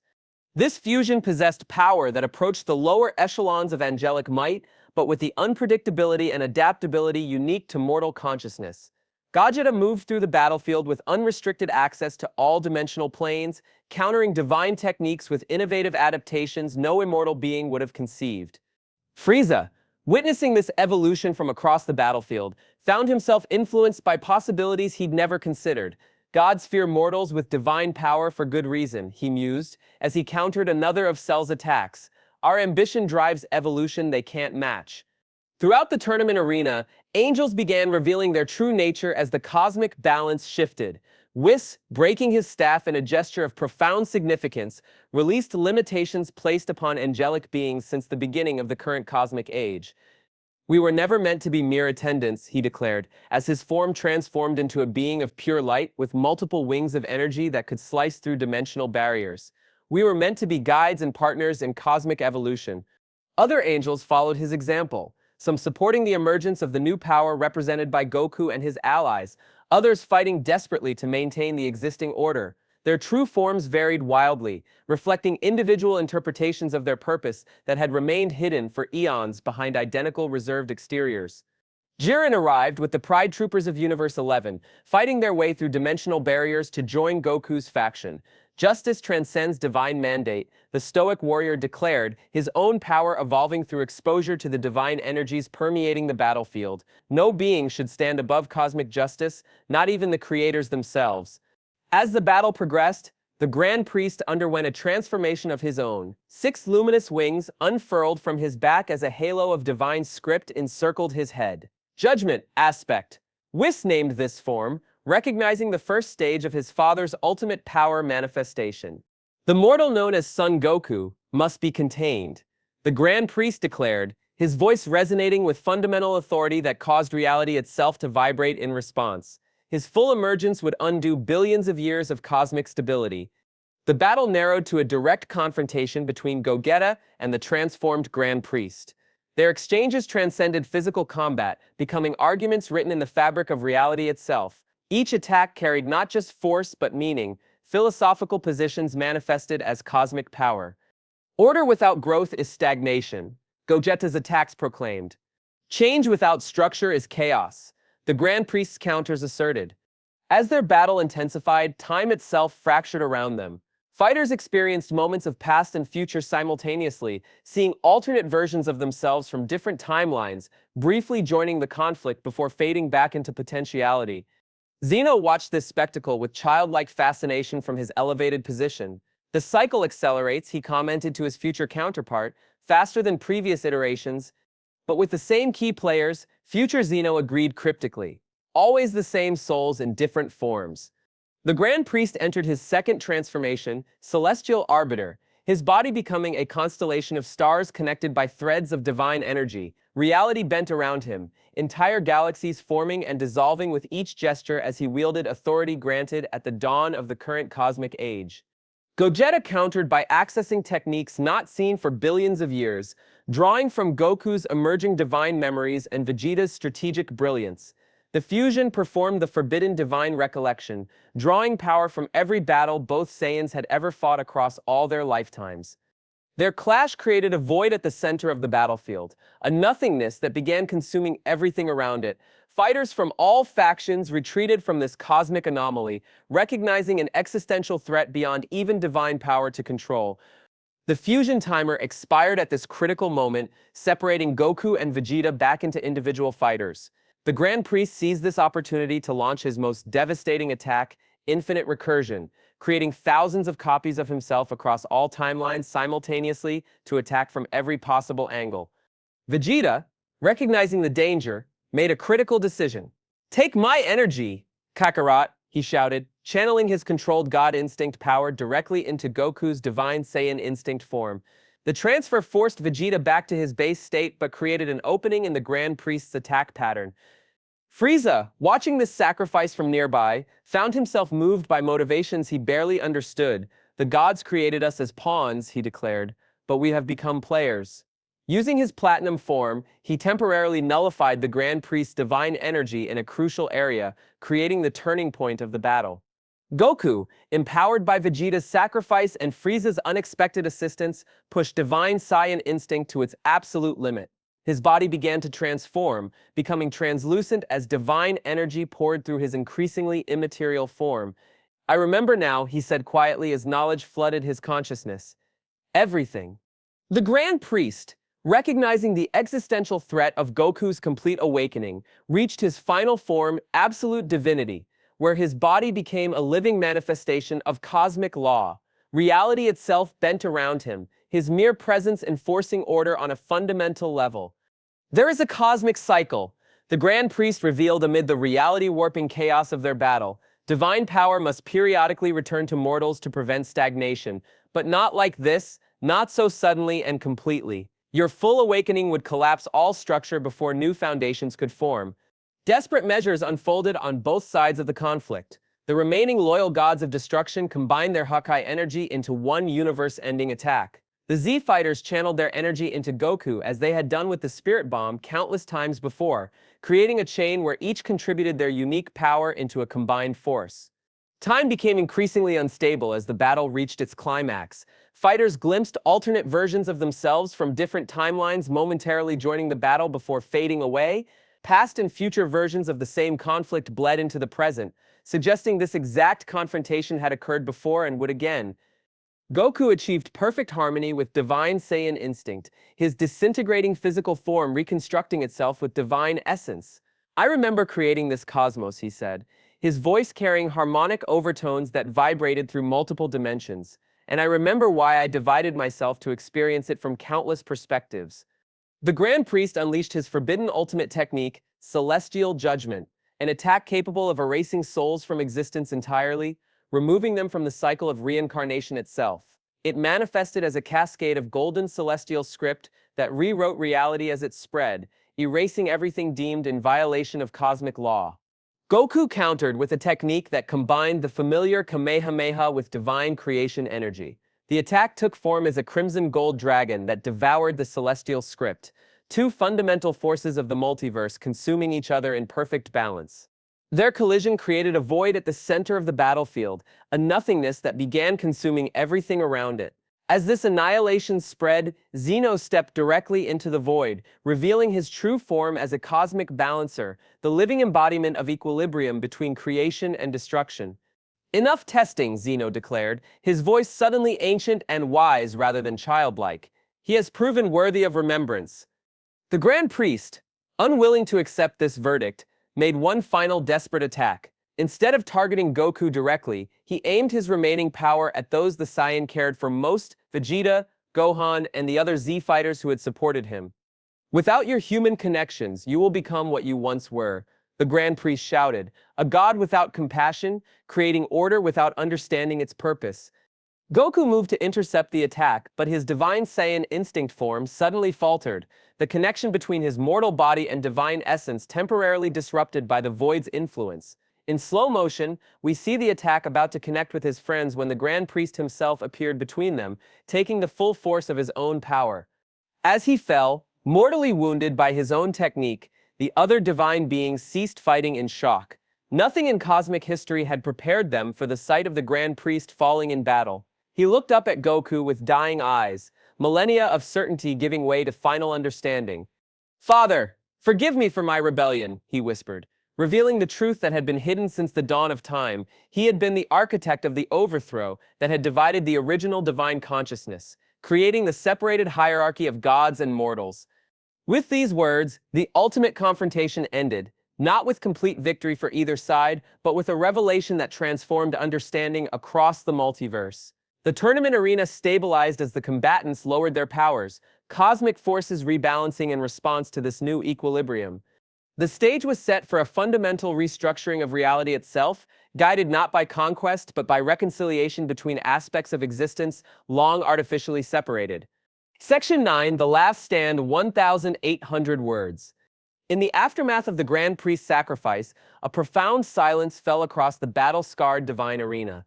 Gods, angels, and mortals alike stood motionless, struggling to process the revelation that had shaken the foundations of cosmic hierarchy. The Grand Priest, architect of the current cosmic order, father of all angels, had been the original rebel against the primordial creator consciousness, now partially reawakened in Goku. This moment of stunned inaction didn't last long. The multiverse itself trembled as reality struggled to adapt to this paradigm-shifting truth. Cracks appeared throughout the tournament dimension, rifts opening to primordial spaces beyond the established cosmos. Through these gaps poured chaotic energies untouched by the structuring influence of divine law. "The barriers are falling," Whis warned, his true angelic form shimmering with concern. The Grand Priest's power maintained fundamental divisions between ordered reality and the primordial chaos. Without him, the multiverse will unravel unless new foundations are established. The battle narrowed to its final phase, no longer a tournament but a desperate last stand against cosmic dissolution. Goku and his closest allies found themselves fighting not against the divine hierarchy but alongside them to prevent total reality collapse. Vegeta, having sacrificed his divine form earlier, refused to remain sidelined. Drawing on his lifetime of breaking limitations, he forced himself back to his feet. "I didn't survive Frieza, Cell, and Majin Buu to watch the universe collapse," he growled, his body starting to glow with renewed energy despite his apparent depletion. The remaining gods of destruction, now understanding the true cosmic stakes, combined their powers in unprecedented cooperation. "This transcends our rivalries," Beerus declared, standing shoulder to shoulder with Champa, Belmod, and the others. "If reality unravels, there will be nothing left to destroy or protect." Divine realm crumbling around them as reality struggled to contain the clashing forces, Goku faced his greatest challenge. The Grand Priest's final attack had destabilized the connection between his mortal form and awakening divine consciousness. His body began breaking down at the molecular level, divine energy pouring through his disintegrating form. "You must complete the transformation or abandon it entirely," Whis advised urgently.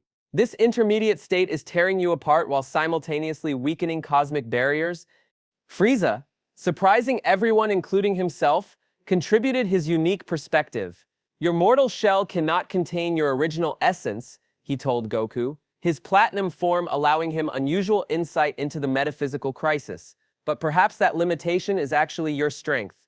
This observation triggered a crucial understanding. Goku's value had never been as a returning god but as a bridge between divine awareness and mortal experience. His uniqueness lay not in his original identity, but in the journey that had shaped him since. "I choose what I am," Goku declared, reasserting control over the divine energy trying to completely transform him. "Not what I was." This assertion of identity created a momentary stabilization, but cosmic unraveling continued around them. Through widening dimensional rifts, entities began to emerge, formless beings of incredible power that existed before structured reality. These weren't evil in any conventional sense, but their unrestrained, chaotic nature threatened everything with defined existence. The Forgotten Ones. Whis identified them with evident concern. Primordial consciousness fragments that remained outside when ordered reality was established. They've been seeking re-entry for billions of years. These entities directed their attention toward Goku, recognizing the essence of the being who had originally established the boundaries they sought to dissolve. Their approach wasn't hostile, but absorptive. They sought to reintegrate with the creator consciousness partially awakened within him.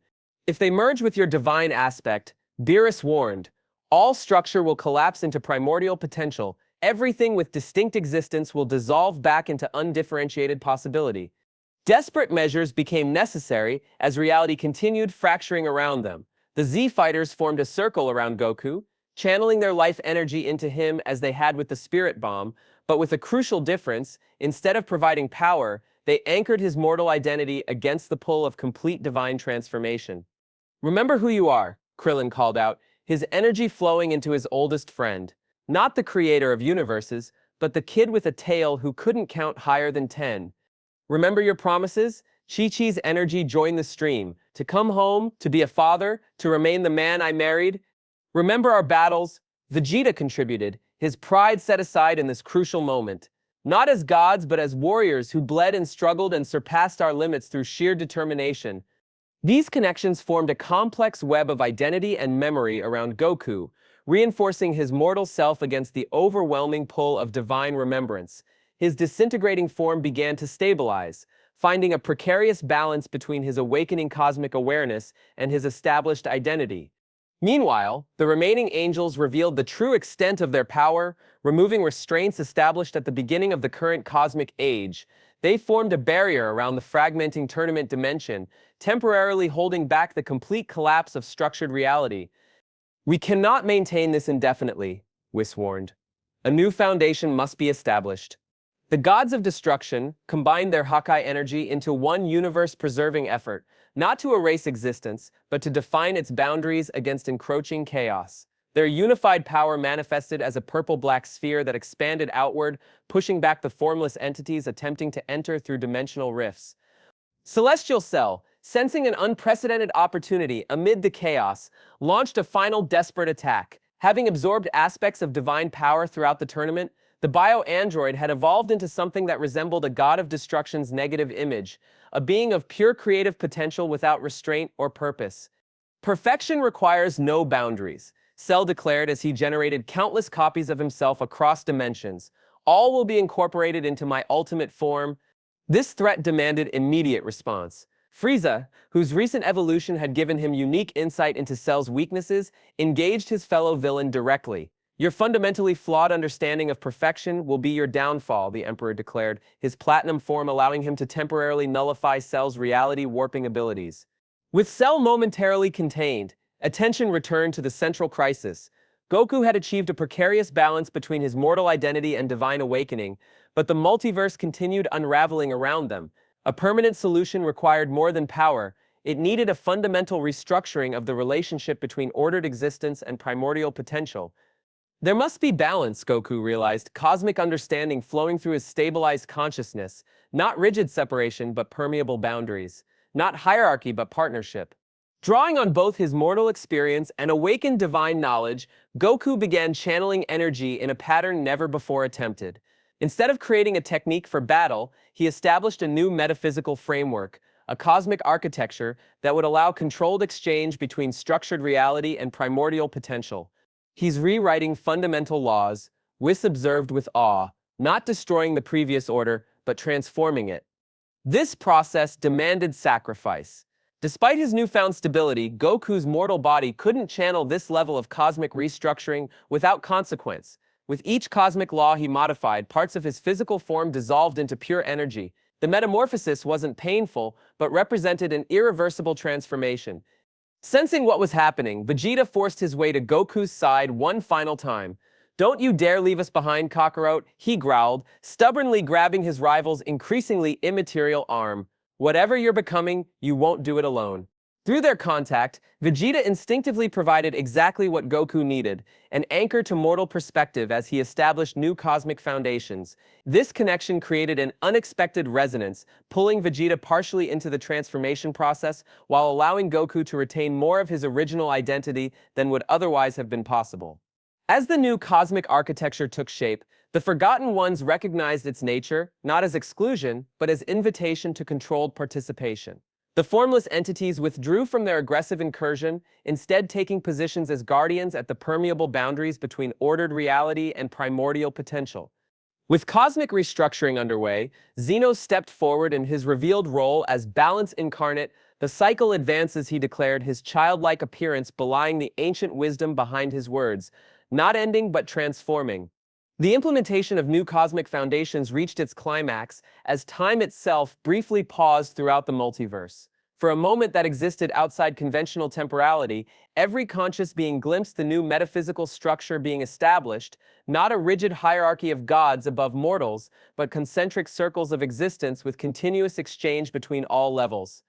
As reality stabilized under this new framework, one final threat emerged. Celestial Cell, having temporarily escaped Frieza's containment, launched a desperate attack against the still vulnerable new cosmic architecture. "I will not be bound by any structure," the bio-android declared, channeling absorbed divine power to corrupt the forming patterns.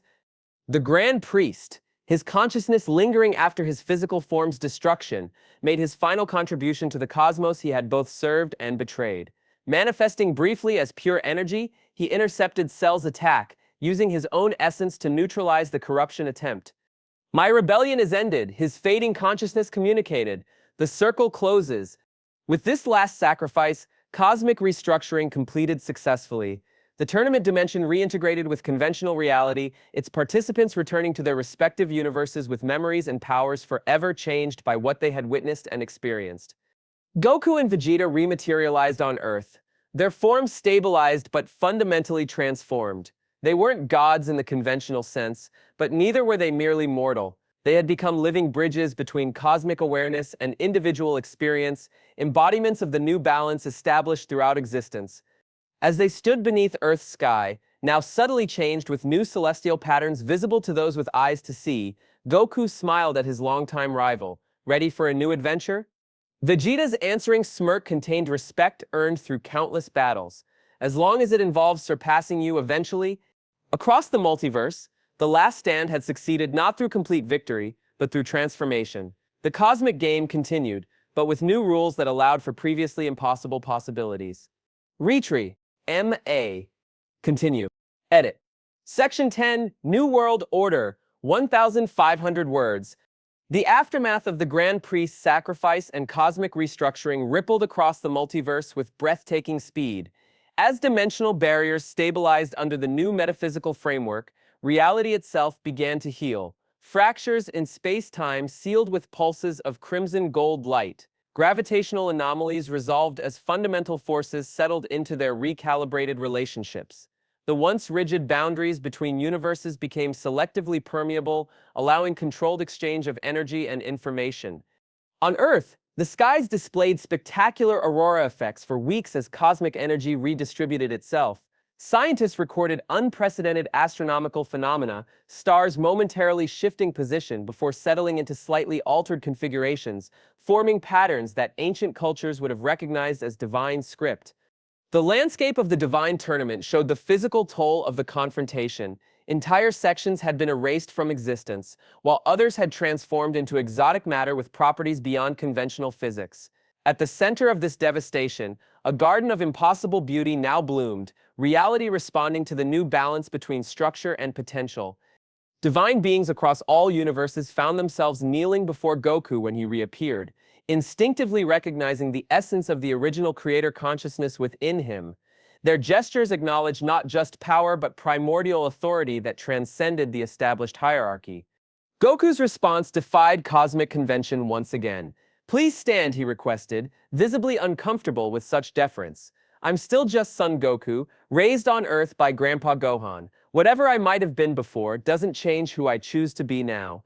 This declaration sent shockwaves through the divine hierarchy, more revolutionary than any display of power could have been. A being with the authority to command gods choosing instead to walk alongside them represented a fundamental shift in cosmic perspective. "I won't take control of a system I barely understand," Goku explained to the assembled divine beings. "My life has been about growing stronger through challenges, not ruling through authority. That shouldn't change just because I remember creating some stars." While the gods and angels processed this unprecedented refusal of cosmic authority, Zeno watched with childlike delight. The Omni King clapped his hands together, eyes shining with approval. This was the test, he announced, surprising everyone present, to find a being with divine power who doesn't desire to rule. This revelation transformed understanding of recent events. The tournament of power, the emergence of divine Saiyan instinct, even the cosmic restructuring, all had been components of a test designed by Zeno, or perhaps by reality itself, to identify a consciousness that could balance divine awareness with mortal perspective. The Creator divided itself to experience existence from countless perspectives. Whis explained as comprehension dawned, the ultimate purpose was never to rule from above but to participate from within. Goku's choice affirms the original intention behind all creation. As this understanding spread, the cosmic balance began restoring itself through natural processes rather than imposed order.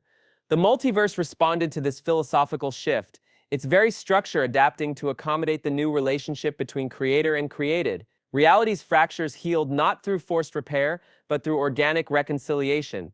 Celestial Cell attempted one final attack during this restoration phase, having survived by retreating to a pocket dimension.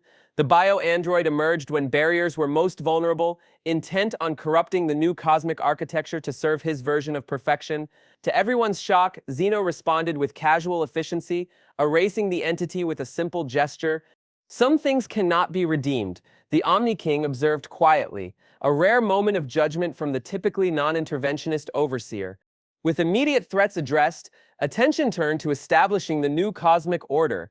Whis, speaking on behalf of all angels, outlined the fundamental changes to the assembled representatives from each universe. "The division between divine and mortal was never natural but imposed," he explained. "Under the new compact, gods will guide but no longer rule absolutely. The barriers between realms will remain permeable, allowing greater exchange of knowledge, power, and perspective."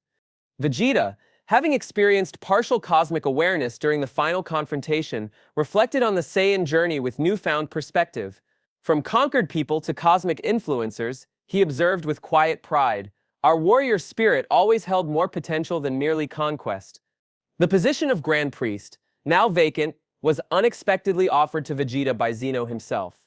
"You understand both power and restraint," the Omni King explained. "You have walked the path from destroyer to protector." To everyone's surprise, Vegeta declined. "I fight to protect what I value," he stated firmly. "My place is beside my family and as a warrior, not an administrator of cosmic law." This refusal, coming after Goku's own rejection of supreme authority, established the philosophical foundation of the new order: power as responsibility rather than privilege, leadership through example rather than command. Throughout the multiverse, the practical implications of cosmic restructuring became increasingly apparent.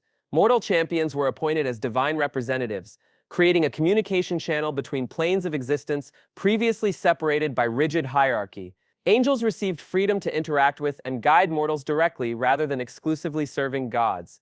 Fighting techniques evolved rapidly as divine and mortal combat styles merged. What were once forbidden techniques became widely taught, while new hybrid forms emerged that combined mortal creativity with divine precision. Training centers established on boundary worlds facilitated exchange between realms previously isolated from one another. Goku's divine Saiyan instinct underwent significant evolution during this period. Rather than manifesting as explosive external power, the crimson gold energy stabilized within him, becoming an internal radiance that emerged only when needed. This controlled manifestation allowed him to access cosmic awareness without threatening universal stability. The transformation's visual representation mirrored this philosophical shift. Where previously his aura had exploded outward with reality-warping force, it now contained itself within his form, a perfect balance between mortal limitation and divine potential. The Tournament of Power concept expanded into a regular cosmic event, not for elimination but for evolution and understanding. Representatives from all realms gathered to test abilities, share techniques, and forge connections that strengthen the fabric of the multiverse itself. These gatherings became celebrations of diversity rather than competitions for survival. Earth gained unprecedented cosmic significance, becoming a nexus point for the new order.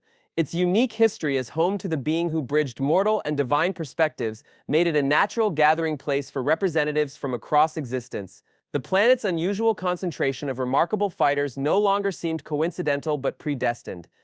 Former enemies found new roles within the restructured cosmos. Most surprisingly, Frieza accepted a position as Cosmic Enforcer, using his platinum form to police rogue divine entities and maintain boundaries between ordered reality and primordial chaos. Ironic! The Emperor observed with characteristic dry wit. The tyrant becomes the lawkeeper, but perhaps there's satisfaction in bringing even gods to heel.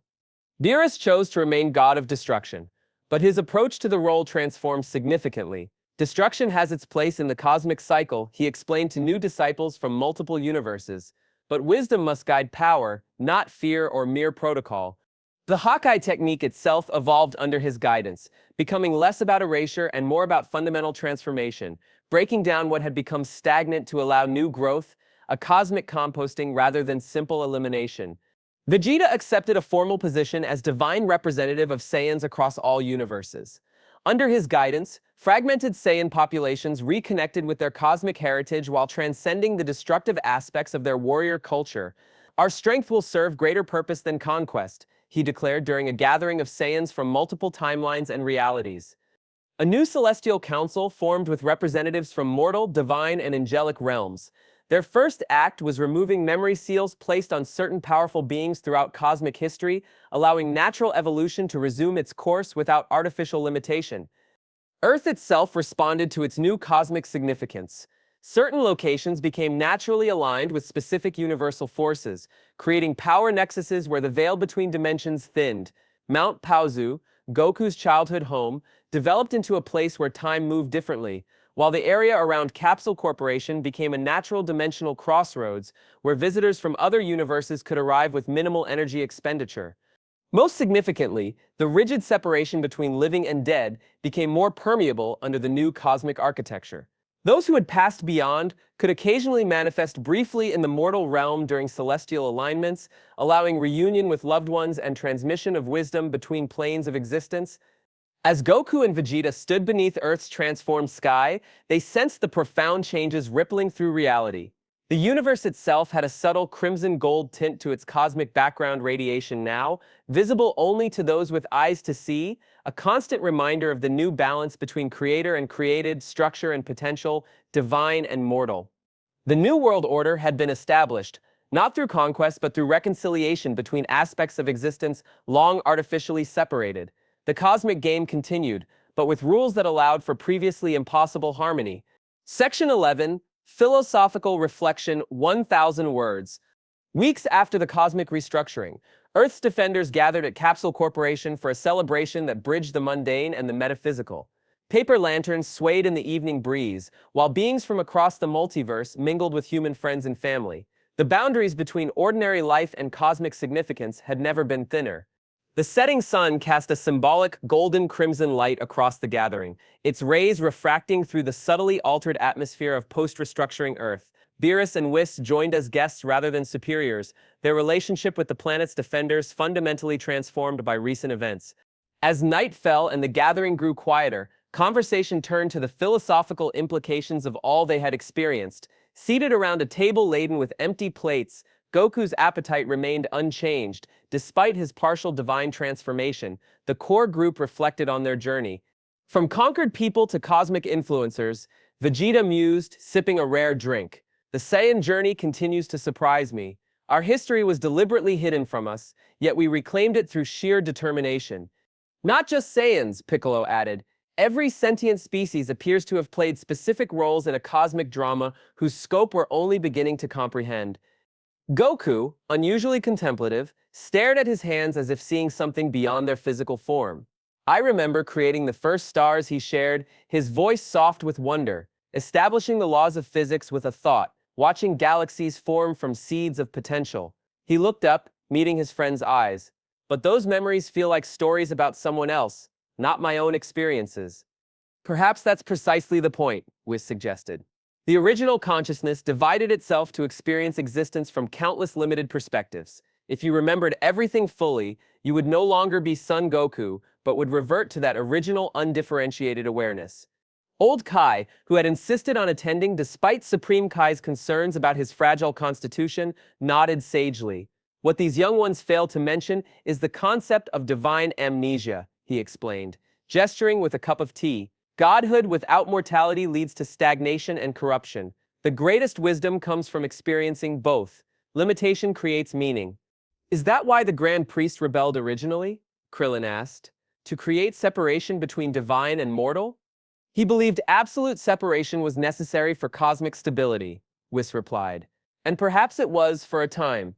But systems that cannot evolve eventually collapse. The new balance allows for controlled exchange rather than rigid hierarchy.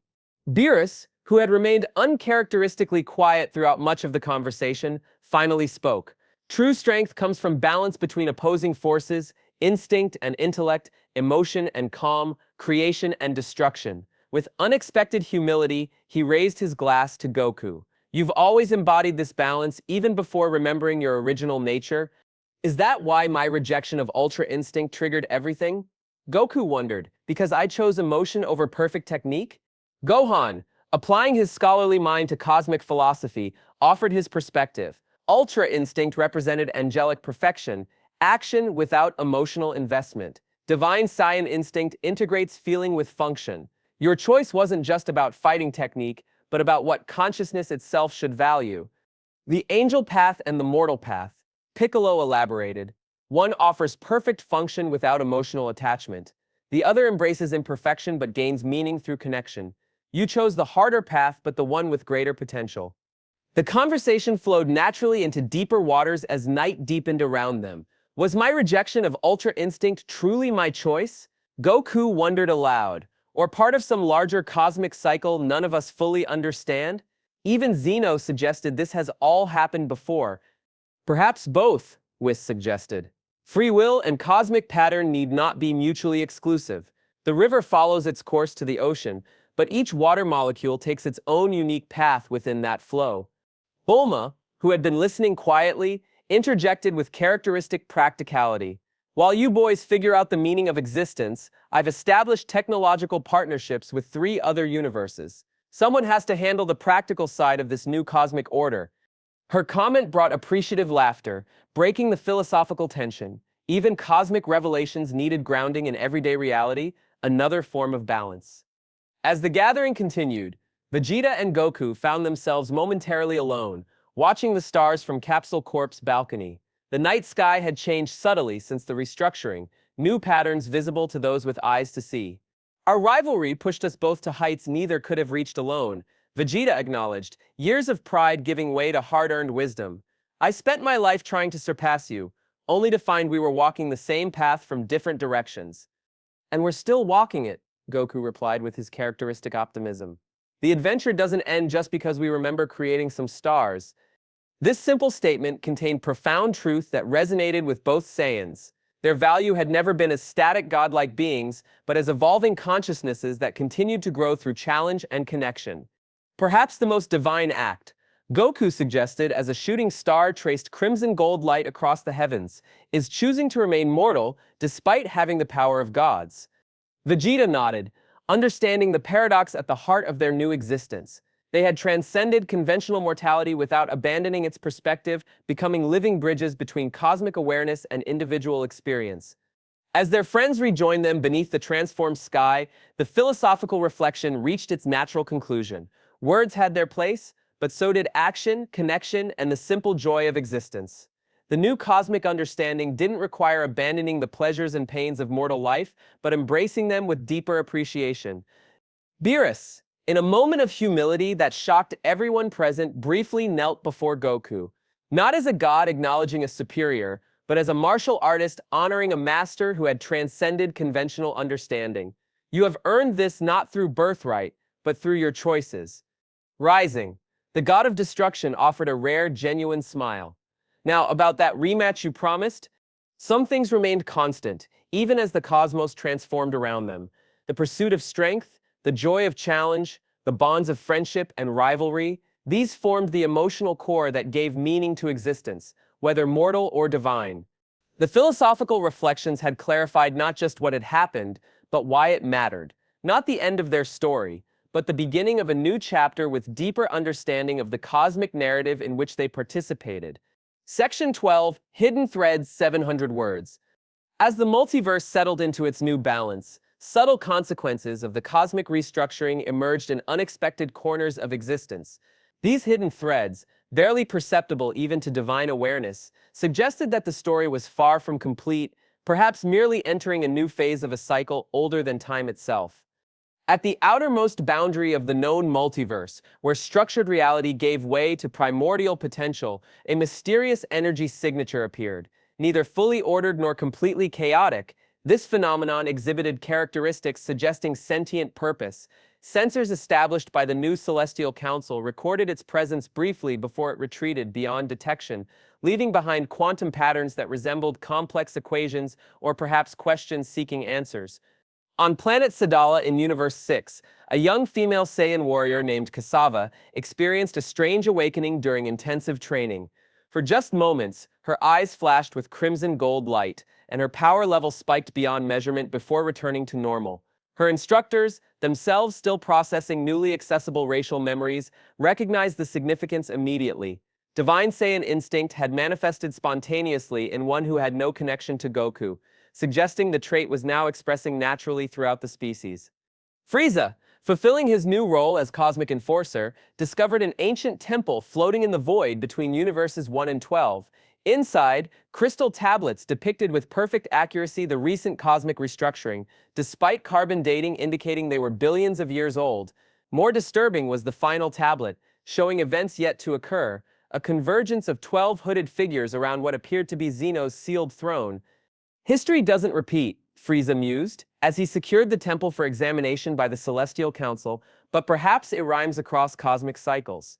Supreme Kai received a message encoded in patterns of subspace radiation from a previously unknown realm outside the multiverse. After weeks of deciphering, the content proved both cryptic and concerning. The awakening proceeds as before. Containment strategies from previous cycles prove increasingly ineffective. Recommend preparation for Phase Omega within 3 cosmic revolutions. When questioned about this communication by the Celestial Council, Supreme Kai could offer no explanation. The message arrived on frequencies traditionally reserved for communication between creator beings of the highest order, he reported.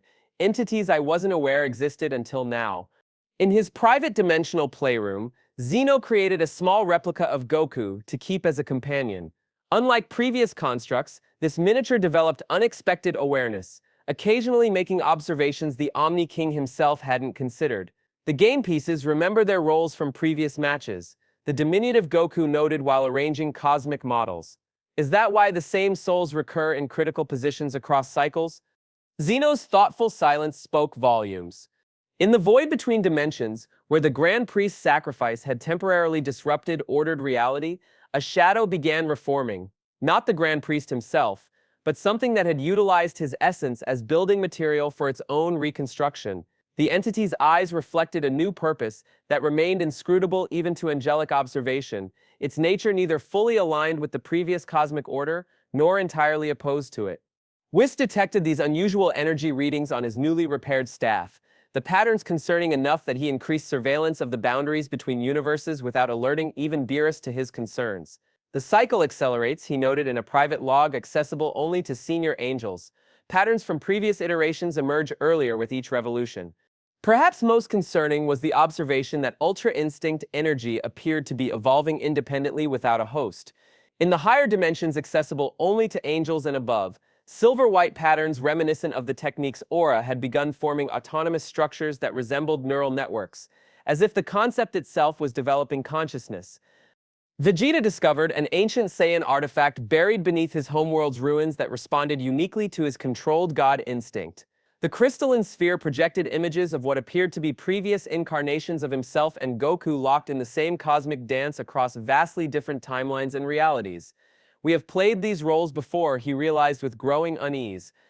In Hell, carefully monitored since the cosmic restructuring, Cell's remnant cellular material showed disturbing signs of adaptation. Though the bio-android's consciousness had been erased, his fundamental genetic material continued absorbing ambient divine energy, evolving towards something that transcended its original programming. One evening, Goku experienced a brief but vivid vision of other timelines, including one where he had accepted Ultra Instinct instead of Divine Saiyan Instinct. In that reality, the outcome appeared vastly different yet somehow reached a similar endpoint, suggesting the multiverse contained corrective mechanisms that guided certain events toward inevitable conclusions regardless of individual choices. As Goku and Vegeta looked up at the night sky from Earth, every star simultaneously flickered for precisely 3 seconds before returning to normal brilliance.